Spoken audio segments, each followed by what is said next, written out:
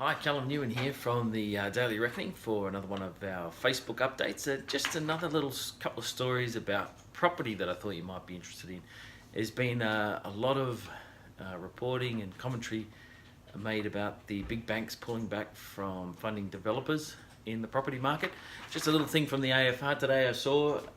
Young rich lister turns to hedge fund for capital. So that's extremely interesting to watch. So in the Daily Reckoning, I've written a few times now that demand for development funding may be going away from the big banks, but it's not going away.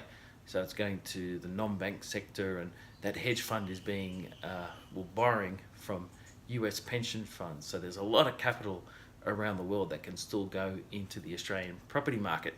Just another sign of that.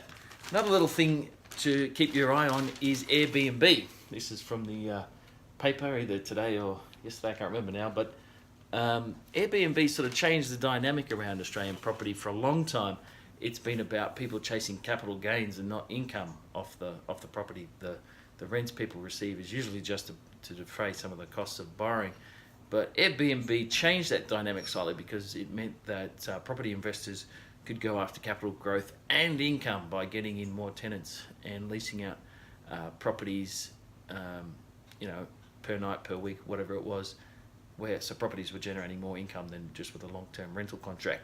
Now, Airbnb, that whole sector, has come under some pressure for some proposed changes from the tax laws. The government's talking about changing the capital gains tax if people do use Airbnb.